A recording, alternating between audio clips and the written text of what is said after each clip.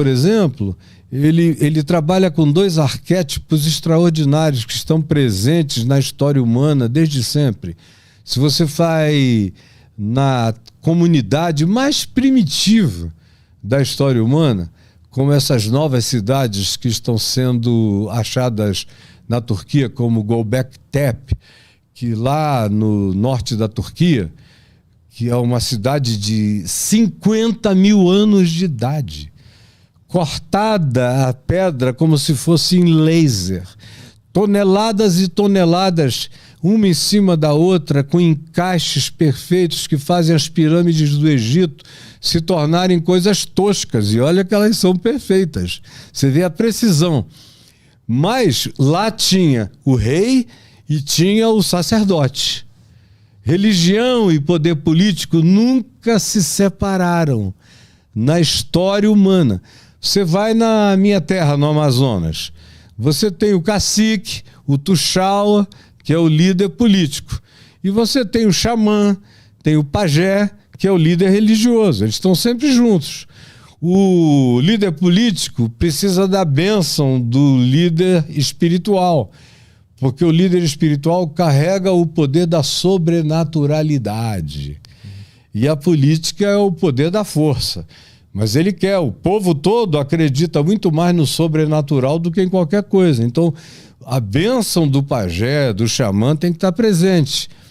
O xamã, por seu turno, não quer sujar as mãos com as coisas que o cacique faz. Todo político acaba sujando as mãos com sangue. Mas ele quer a bênção espiritual. Então você vem do primitivo a qualquer outro tempo, ao Brasil de hoje. O que é que a gente está vendo? Poder político se servindo do poder religioso. No discurso, né? No discurso e... Ou na prática mesmo. E na prática. Orçamento paralelo, pastor decidindo para onde as verbas vão. E não é só no Ministério da Educação, é em todos os lugares. Você viu isso do governo Trump. Os governos republicanos têm mais vínculo com a igreja nos Estados Unidos, porque a igreja evangélica nos Estados Unidos é republicana, é conservadora, é heterossexual, é anti qualquer outra coisa que não seja de gênero sexual binário. Ela é totalmente binária. Então, qualquer coisa diferente é para os democratas, porque os republicanos se alinham com o Bible Belt, que é do sul dos Estados Unidos, aquele cinturão da Bíblia, que toma conta de tudo. E tem um poder de decisão política extraordinária, são organizados, assim como no Brasil, foram se tornando cada vez mais organizados. E agora você vê, o Bolsonaro está lutando agora por 40% dos evangélicos, porque 40 e tantos por cento já se bandearam para o Lula. Então a guerra agora, a gente precisa desse grupo coeso. Não dá para fazer a mesma coisa com a Igreja Católica, que é muito mais pluralista, que está muito mais pulverizada do que a Igreja Evangélica, que é muito mais uma estrutura mononuclear, monolítica. Tem aqueles pastores ditatoriais. A visão está fechada já. Está fechada, fecha o grupo, fecha o pacote, depende de quem promete mais. Então, voltando ao Apocalipse, eu falei disso tudo para falar dos dois arquétipos. O Apocalipse não abandona esses dois arquétipos.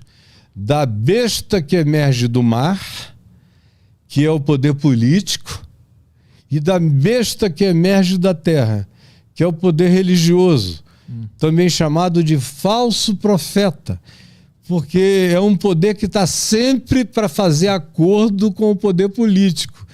Ele não carrega um caráter profético independente do poder político, ele está sempre a serviço. Aí quando você acompanha isso, para não falar da história humana toda, que a gente não tem tempo, falar só desses 1.700 anos de cristianismo.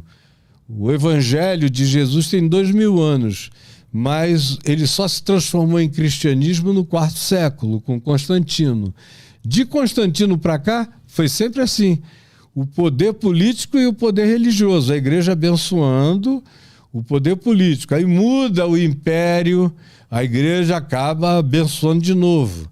Aí o Império Romano faliu, mas continuou o Sacro Império Romano através da Igreja Católica Romana, com algumas cisões, que foi a Igreja Ortodoxa Grega, a Igreja Ortodoxa Turca, que está ligada ao Patriarcado da Rússia, a Igreja Copta no Egito e algumas outras, e a maior expressão que é a Igreja Católica Romana, que fez todos os acordos necessários com todos os poderes políticos que surgiram. Quando surgiram o poder germânico, eles fizeram associação com o poder germânico. Com os francos, fizeram associação com os francos e desenvolviam teologias para isso. No tempo do Império Romano, era o Cristo Rei. E o Constantino era o 13º apóstolo. Aí, quando isso foi perdendo o poder, foram surgindo principados, Jesus virou o príncipe da paz. Eles sempre foram se associando. Quando a democracia chegou com as primeiras revoluções dessa natureza, especialmente na França, a ameaça de uma revolução na Inglaterra, quem salvou a Inglaterra de uma revolução sanguinolenta como a Revolução Francesa foram os religiosos, evangélicos, especialmente os anglicanos e os metodistas, que impediram, que apaziguaram, pacificaram e fizeram uma conciliação. Não, a rainha é a líder da igreja. Resolvemos o problema político, mas quem dá as cartas na religião são os bispos. Aí faz esse tipo de hibridização. Quando a democracia explodiu e virou uma categoria inegociável no Ocidente, foi a mesma coisa. Foi a teologia do livre-arbítrio que foi desenvolvida mais do que nunca. Nos dias, por exemplo, dos pequenos principados, foi a teologia da soberania de Deus. Então a religião ela vai se adaptando para não perder o poder e influência. Político. Porque eu entendo a lógica por trás da política precisar da religião para exercer influência, mas o contrário eu não entendo porque a religião... É o poder da grana, é o poder do poder, é o poder dos ayatolás, que nem querem ser presidentes do Irã, por exemplo. Eles preferem reinar sobre o poder político. No islamismo, eles não têm o presidente acima do poder religioso. É o poder religioso acima do poder político quando você tem algo como no Irã, que é uma república islâmica. Então, aonde quer que eles criem um califado ou uma coisa assim, o poder religioso supera o poder político. Quando não, o poder político lida com o poder religioso e mantém o poder religioso trabalhando em favor do projeto político. Mas qual é o benefício que o religioso tem com esse poder? É ego ou ele de fato tem alguma coisa que ele vai ganhar? É grana, é templo, é mesquita, é terreno. Nunca mudou nada, é desde o tempo de Constantino.